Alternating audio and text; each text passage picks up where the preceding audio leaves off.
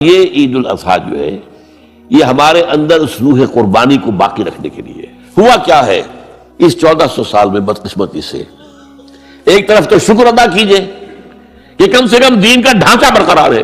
حج ہو رہا ہے 30 لاکھ آدمی حج کر رہے ہیں، عمرہ ہو رہا ہے لاکھوں آدمی عمرہ کر رہے ہیں. اسلام کا ڈھانچہ تو کچھ نہ کچھ ہے نا، روح نہیں ہے. نماز و روزہ و قربانی و حج یہ سب باقی ہے، تو باقی نہیں ہے. عقل و دل و نگاہ کا مرشد اولی ہے عشق. عشق نہ ہو تو شر و دی متقدر تصورات. یہ روح جو ہے اللہ کی محبت، اللہ کے ساتھ وفاداری ہے، اللہ کے لیے ہر شے قربان کرنے کو تیار ہونا. ان صلاتی و نسکی و محیایا و مماتی للہ رب العالمین. دیکھیے اسلام میں جو 4 عبادات فرض کی گئی ہیں، جو 4 ارکان ہیں، ایک رکن تو ہے جس کا تعلق ہے عقیدے سے، کلمہ شہادت، اور 4 ارکان وہ ہیں جن کا تعلق عبادات سے، نماز، روزہ، حج اور زکوٰۃ. ان میں ایک عجیب قسم کی تقسیم ہے. مثلاً 1 2 جمع 2 کی تقسیم بنتی ہے. 2 عبادات ان میں سے وہ ہیں جو ہر مسلمان پر فرض ہے، امیر ہو غریب ہو، مرد ہو عورت ہو، ہر ایک پر فرض ہے. نماز اور روزہ، یہ دونوں چیزیں ہر ایک پر فرض ہے. لیکن 2 وہ ہے کہ جو صرف صاحب استطاعت لوگوں پر فرض ہے، وہ عام نہیں ہے. جو صاحب نصاب ہے ان پر زکوٰۃ ہے، جو صاحب استطاعت ہیں حج کرنے کی استطاعت رکھتے ہیں ان پر حج ہے. اس میں 2 جمع 2 کی ایک تقسیم اور آتی ہے ایک اور اعتبار سے. قرآن میں زیادہ امفسس 2 عبادات پر ہے، نماز اور زکوٰۃ. اقیموا الصلاۃ وآتوا الزکاۃ، اقیموا الصلاۃ وآتوا الزکاۃ، اقیموا الصلاۃ وآتوا الزکاۃ، یقیمون الصلاۃ ویؤتون الزکاۃ. یہ گویا کہ بندھا ہوا ہے ایک جوڑا. جبکہ یہ صورتحال جو ہے روزے کی بھی نہیں ہے اور حج کی بھی نہیں ہے. صلاۃ اور زکوٰۃ کا حکم بے شمار مرتبہ قرآن میں آیا، اور روزے کے سارے احکام ایک مقام پر سورہ بقرہ کے 23 رکوع کی 6 آیات میں سب کا سب بیان ہوئی. باقی تو بعض جگہوں پر اس کا صرف اس اعتبار سے تذکرہ ہے کہ اگر کوئی کفارہ ادا کرنا ہے اس کے لیے اتنے روزے رکھ لو، ورنہ یہ ہے کہ روزے کا اپنی جگہ پر مستقل بذات جو ہے وہ ذکر یا حکم موجود نہیں. اس اعتبار سے غور کیجئے حج کا معاملہ بھی یہی ہے. وہ ایک تو یہ کہ سورہ آل عمران میں اس کی فرضیت کا ذکر آیا، وہ میں نے آیات آپ کو پڑھ کر سنائی ہیں، 2 آیات، ان پر ابھی گفتگو کریں گے. سورہ بقرہ کے 24ویں کچھ 25ویں رکوع میں کچھ اس کے مناسک بیان ہوئے. سورہ حج کے 4تھے رکوع میں اس کے مناسک بیان ہوئے. بس باقی پورے قرآن میں تو اس کا ذکر نہیں ہے. تو اس اعتبار سے فرق ہو گیا 2 جمع 2 کا. لیکن یہ جو جن کی اہمیت اس اعتبار سے کم ہو گئی ہے، اللہ تعالیٰ کی عجیب حکمت نظر آئی کہ ہماری جو 2 عیدیں ہیں وہ ان 2 عبادات کے ساتھ منسلک کر دی گئی. روزوں کے اختتام پر عید الفطر، حج کے ساتھ عید الاضحیٰ. تو گویا کہ ان 2 عبادات کی اہمیت میں اگر کسی درجے میں کوئی کمی محسوس ہوتی ہے قرآن مجید کے بیان کے حوالے سے، تو اس کی تلافی اس سے ہو جاتی ہے کہ عیدین ہماری 2 ہی عیدیں ہیں، 2 ہی تہوار ہیں، اور وہ ان 2 عبادات کے ساتھ جوڑ دیے گئے. اب آخری بات سمجھیے، 3 جمع 1 کی بھی ایک تفریق ہے. 3 عبادات وہ ہیں جو موقت ہیں صرف، یعنی معلق بالزمان، ان کا تعلق وقت کے ساتھ ہے. یہ نہیں کہ کسی خاص جگہ سے متعلق ہے. نماز ہر جگہ فرض ہے، ہاں البتہ اس کا وقت آئے گا. اگر سورج جو ہے نصف النہار سے ڈھلکے گا تو ظہر کا وقت ہوگا. اگر کسی وجہ سے اللہ تعالیٰ کی حکمت ہو کہ سورج وہیں کا وہیں کھڑا رہ جائے تو ظہر کا وقت آئے گا ہی نہیں، ظہر فرض ہوگی ہی نہیں. مغرب اسی وقت فرض ہوگی جبکہ سورج غروب ہو جائے. اگر کسی وجہ سے سورج غروب نہ ہو، اور کیا پتہ یہ ساری باتیں جو ہے قیامت کا جو زلزلہ آنے والا ہے اس میں یہ ساری ہی باتیں ہونے والی ہیں. سورج مغرب سے طلوع ہوگا یہ تو وضاحت کے ساتھ کہا گیا ہے، تو مغرب کا وقت نہیں آئے گا. اسی طریقے سے رمضان کا مہینہ آئے گا تو روزے فرض ہوں گے. اس حوالے سے یہ زمانے کا تعلق تو ہے لیکن کسی مکان سے کوئی تعلق نہیں. حج وہ ہے جس کے تقریباً تمام مناسک جو ہیں وہ ایک خاص مقام پر ادا ہوتے ہیں. آپ سفر کر کے جائیے، مکہ مکرمہ جائیے، اللہ کے گھر کا طواف کیجیے، پھر وہاں سے جو بھی روانگی ہوتی ہے یوم ترویہ 8 ذی الحجہ کو نکلیے اور جا کر منا میں قیام کیجیے ایک رات، پھر 9 کی صبح کو نکلیے عرفات جائیے.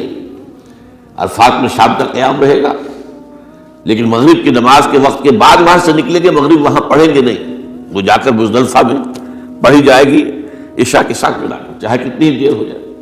بہرحال یہ ساری چیزیں ایک خاص مقام کے ساتھ ہیں، منسلک ہیں، ہر جگہ پر یہ ادا نہیں ہو سکتا. اب اس میں دیکھیے حکمت نظر آ رہی ہے، چونکہ حج جو ہے ایک خاص جگہ پر ایک خاص مقام سے وابستہ ہے، اس کے ساتھ جو عید الاضحیٰ وابستہ کی گئی ہے، یہ گویا کہ حج ہی کے ایک رکن کو پھیلا دیا گیا ہے.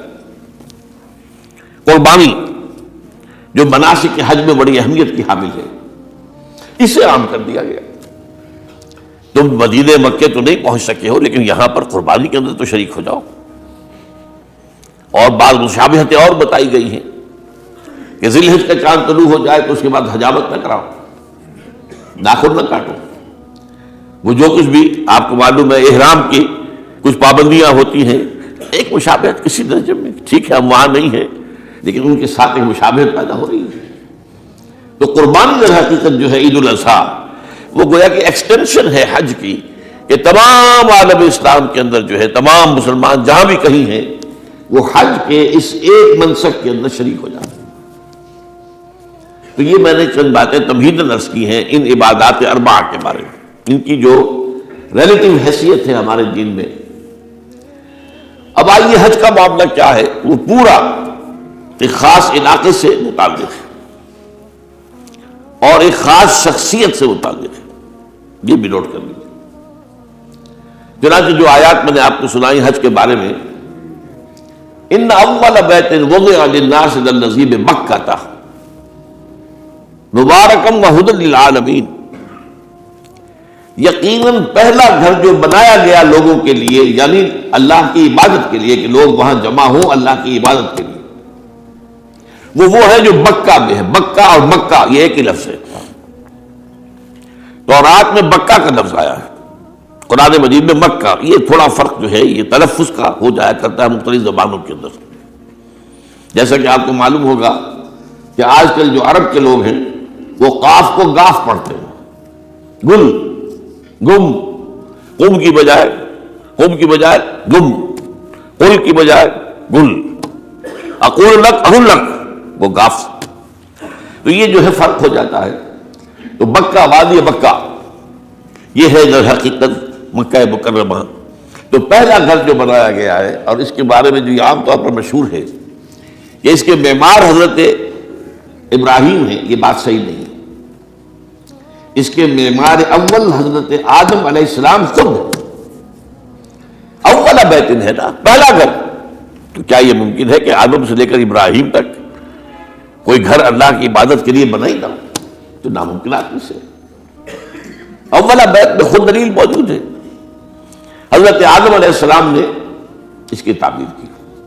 البتہ اس کے بعد بعض سیلابوں کی وجہ سے یہ عمارت گر گئی اور کچھ جو وہاں پر آبادی بنی تھی وہ بھی ختم ہو گئی. تو ایسے آتے ہیں، آپ کو معلوم ہے یمن میں جب ان کا ایک بند ٹوٹا تھا بہت بڑا، سد معارب، تو پھر وہاں جو اتنی خوشحالی تھی اور جو وہاں پر جو باغات تھے اور جو کھیتیاں سب برباد ہو گئی، اور وہاں سے لوگ جو ہے نقل مکانی کرنے پر مجبور ہو گئے.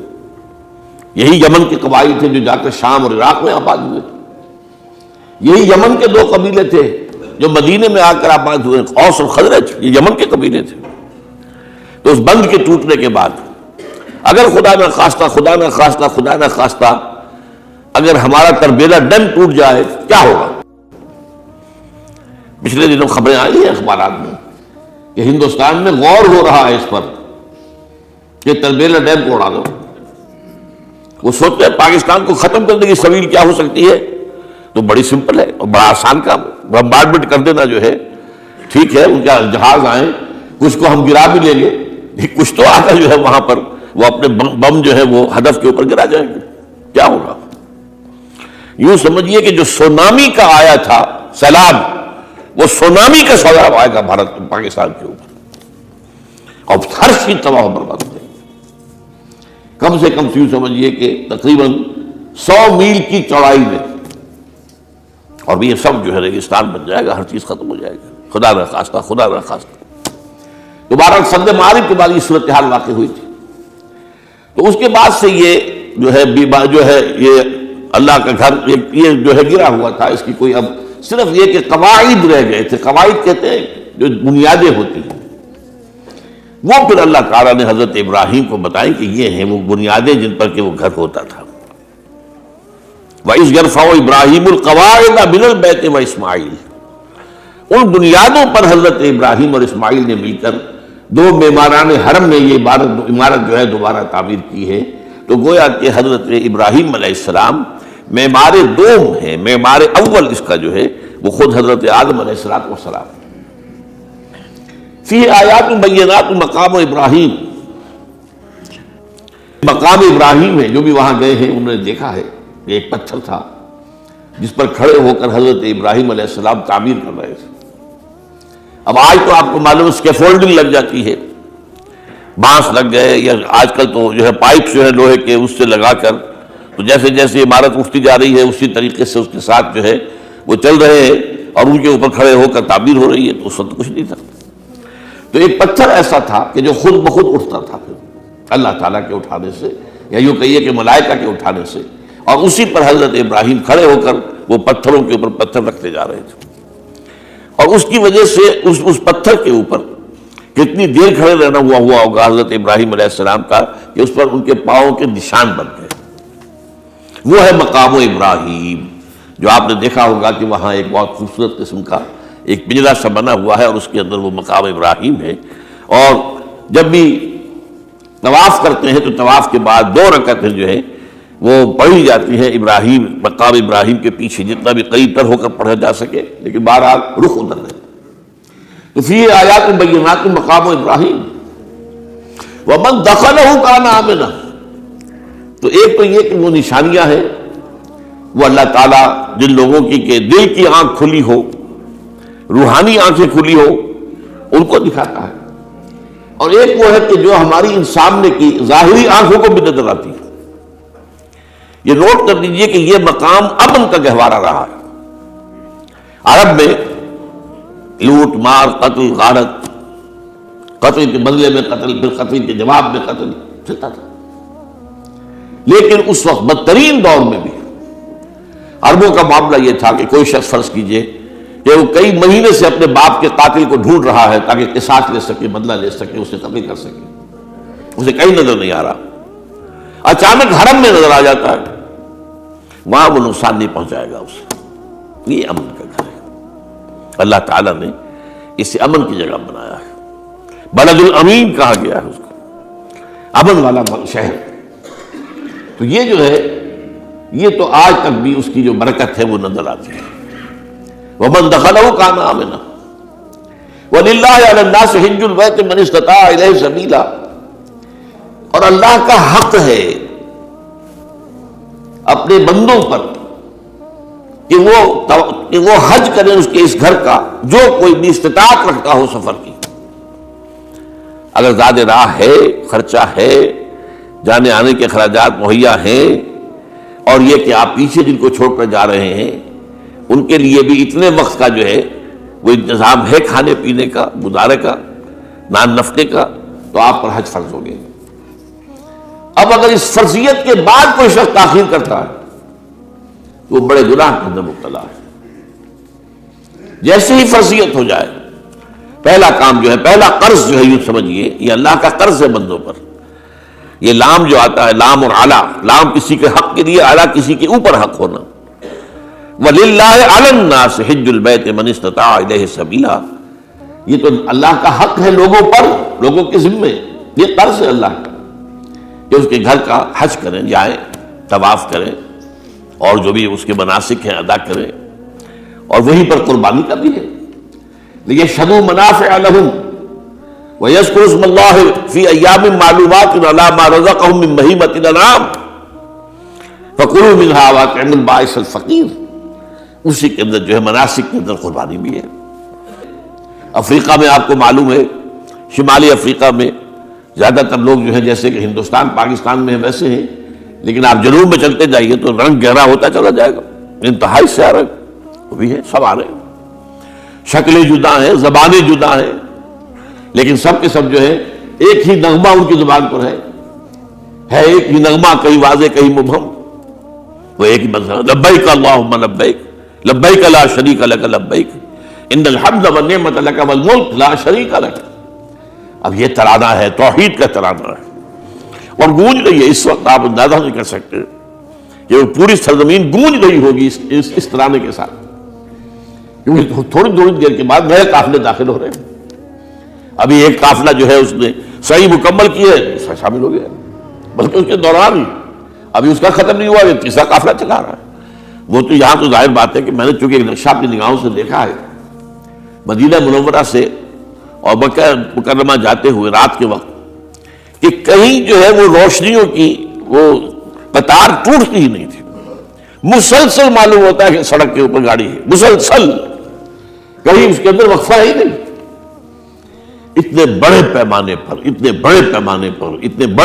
پر لوگ جمع ہو رہے ہیں، زبانیں جدا ہیں، ایک دوسرے کی زبان نہیں سمجھتے، لیکن ایک زبان اور بھی ہوتی ہے جو بغیر بولے سمجھ میں آتی ہے، اس سے معلوم ہوتا ہے سب کے لیے محبت ہے، ہمارے بھائی ہیں، تمام مسلمان ہیں، بعض کے اندر یہ محبت کا جذبہ زیادہ ہے۔ ترکوں میں انڈو پاکستان کے لوگوں کے لیے بہت محبت ہے، اب وہ بات جو نہیں کر سکتے، سمجھا نہیں سکتے، لیکن ان کی آنکھوں سے، ان کے انداز سے وہ محبت ٹپکی پڑتی۔ تو عالمگیریت جو ہے اسلام کی، ہماگیریت، عالمگیریت، آفاقیت، اس کا جو مظہر نظر آتا وہاں کا۔ پھر یہ کہ ہمارے یہاں کی جتنے بھی فرقہ بندیاں ہیں وہ وہاں ختم ہو جاتی ہے، وہاں اہل حدیث ہیں، حنفی ہیں، مالکی ہیں، شافعی ہیں، حنبلی ہیں، یہ کام بھی کیا ہے آ کر انہوں نے آل سعود نہیں، ورنہ اس سے پہلے جو ہے وہ 4 مصلے علیحدہ تھے، وہاں پر 4 جماعتیں علیحدہ ہوتی تھی۔ یہ حنفی مصلی ہے، یہاں پہ حنفی امام ہے وہ پڑھائے گا، یہ شافعی مصلی ہے، شافعی امام ہے وہ نماز پڑھائے گا۔ تو یہ جو ایک تفریق تھی وہاں بھی موجود تھی، انہوں نے ختم کیا، ایک امام کے پیچھے جماعت ہوگی، اسی میں حنفی بھی ہیں، مالکی بھی ہیں، شافعی بھی، کچھ ہیں لوگ جو زیادہ، جن کے اندر کچھ زہر زیادہ گھل گیا ہے فرقے واریت کا، وہ پھر نہیں نماز پڑھتے، وہاں پر محروم رہتے، اس کی فضیلتوں کو چھوڑ کر جا کر کہیں اپنے جو ہے گھروں پر جہاں ٹھہرے ہوئے وہاں جا کے نماز پڑھ لیتے ہیں کہ یہ جو ہے وہابی ان کے پیچھے ہماری نماز نہیں ہوتی، لیکن نہیں، عام طور پر ایسا نہیں ہے، عام طور پر سب لوگ جمع ہیں، نماز پڑھ۔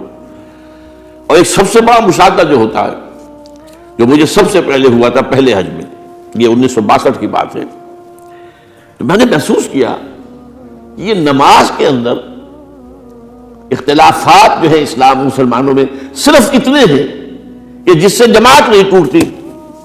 اختلافات ہے، رفع یدین ہے یا نہیں ہے، آمین بالجہر ہے یا نہیں ہے، اختلافات تو ہیں، لیکن جماعت نہیں ٹوٹتی۔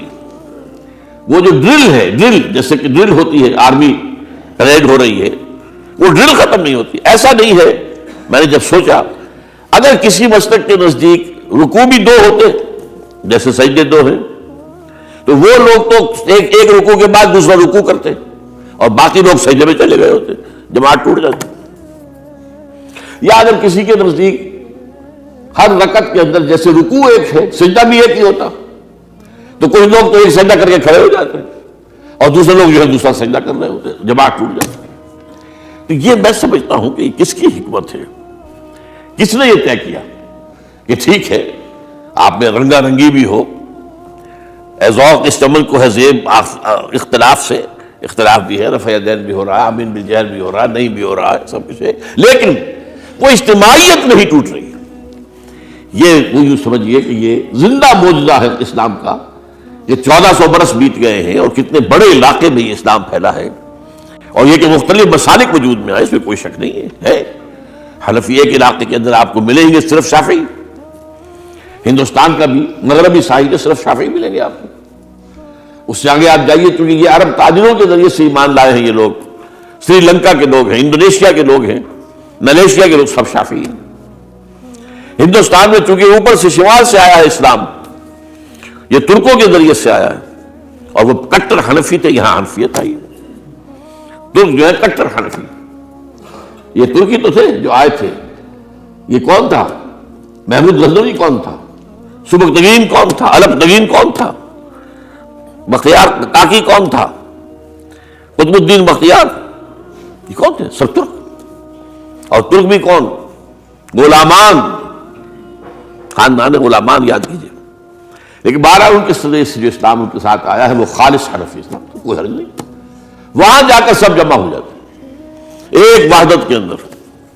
تو یہ چند مشاہدات وہاں کے ہوتے ہیں جو ہماری ظاہری آنکھوں کو بھی نظر آ جاتے ہیں، جس کا کہ قلب کے اوپر بڑا گہرا اثر پڑتا ہے. اب میں ایک موضوع لے رہا ہوں، یہ جو قربانی کا مسئلہ ہے، اس کے بارے میں ایک زمانے میں تو بہت منکرین حدیث کی طرف سے اس کے خلاف بڑی جو ہے ایک مہم چلی تھی کہ ختم کیا جائے اس کو.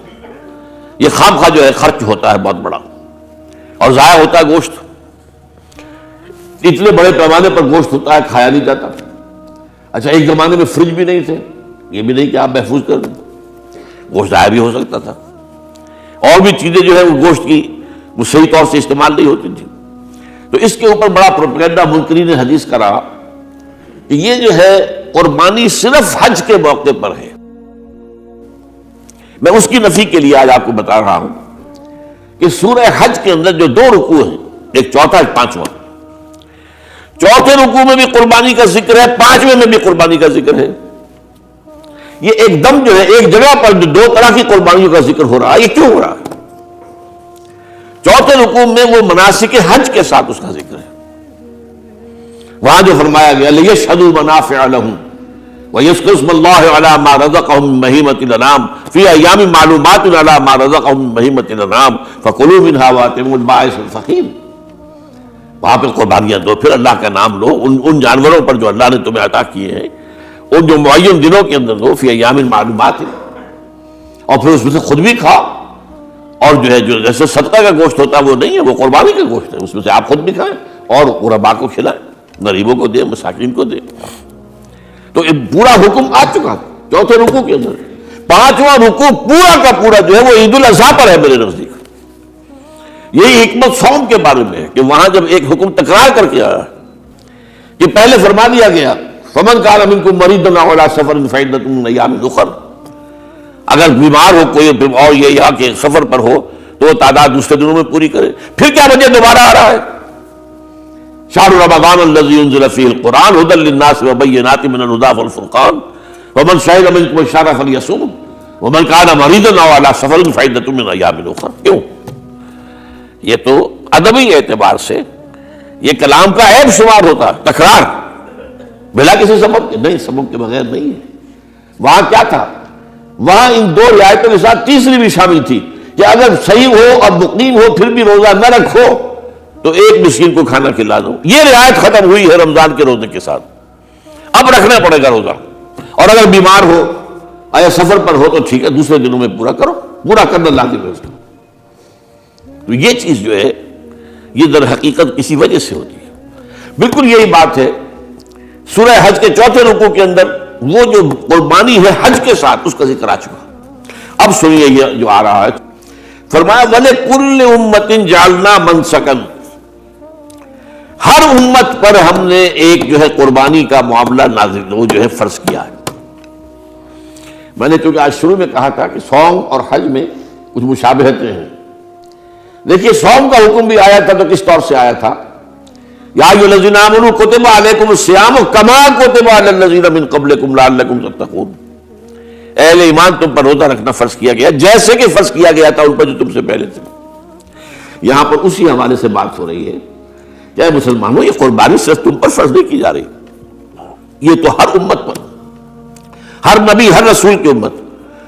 وَلِكُلِّ أُمَّةٍ جَعَلْنَا مَنْسَكًا لِيَذْكُرُوا اسْمَ اللَّهِ عَلَيْهَا، تاکہ وہ نام لیں اللہ کا، عَلَىٰ مَا رَزَقَهُم مِّن بَهِيمَةِ الْأَنْعَامِ، جو کچھ اللہ تعالیٰ نے انہیں رزق دیا ہے. یہ چوپائے جو ہیں حیوانات قسم کے، ان پر اللہ کا نام لے کر چھری پھیری جائے، اللہ کے نام سے ان کو ذبح کیا جائے. فَإِلَٰهُكُمْ إِلَٰهٌ وَاحِدٌ فَلَهُ أَسْلِمُوا. تو یہ جان لو کہ اس قربانی کی اصل روح کیا ہے؟ وہ یہ ہے کہ اللہ تمہارا ایک الہ ہے، اسی کے سامنے تمہیں سر جھکانا ہے۔ یہ روح تقوی اگر نہیں ہوگی تو یہ قربانی بے معنی ہو جائے گی۔ نماز و روزہ و قربانی و حج یہ سب باقی ہیں، تو باقی نہیں ہے۔ جب اللہ تعالیٰ کے ساتھ تعلق نہیں ہے تو یہ ساری چیزیں ریچولز بن جائیں گی۔ اب یہ بھی ہوتا ہے 20 25 ہزار کے بکرے جو ہیں وہ لوگ لیتے ہیں، پھر ان کو گھماتے ہیں، پھراتے ہیں، ان کے اوپر ریشمی چادریں چڑھاتے ہیں، جو ہے وہ مہندی لگا کر، بہرحال وہ چیزیں جو ہے یہ اظہار اس طرح کا یہ تو پسندیدہ نہیں ہے۔ تو یہ تو لوگوں کو دکھانے کی بات ہے اور اپنے پیسے کی جو ہے اپنی دولت کے اظہار کا ایک ذریعہ ہے، لیکن یہ کہ بہرحال قربانی انسان کرے اور یہ کہ اس کے اندر روح جو ہے تقویٰ کی وہ موجود ہوگی۔ فَإِلَٰهُكُمْ إِلَٰهٌ وَاحِدٌ فَلَهُ أَسْلِمُوا وَبَشِّرِ الْمُخْبِتِينَ۔ اور اے نبی ان لوگوں کو بشارت دے دیجئے کہ جو اللہ کے سامنے جھکے رہتے ہیں، خشوع اور خضوع کی شکل اختیار کرتے ہیں۔ الذین اذا ذکر اللہ وجلت قلوبہم، وہ لوگ کہ جب اللہ کا نام لیا جائے تو ان کے دل لرز اٹھتے ہیں۔ والصابرین علی ما اصابہم، اور صبر کرنے والے جبکہ ان چیزوں پر کہ جو اللہ کی طرف سے ان پر آ گئی ہوں، مصیبتیں، کوئی تکالیف۔ والمقیم الصلاۃ، اور نماز کو قائم کرنے والے۔ ومما رزقناہم ينفقون، اور جو کچھ ہم نے انہیں دیا ہے اس میں سے خرچ کرنے والے۔ یہ ایک نظام ہے پورا کا پورا جو آیت میں بیان کر دیا گیا، اس کا ایک جز جو ہے وہ یہ بھی ہے وَلِكُلِّ أُمَّةٍ جَعَلْنَا مَنسَكًا۔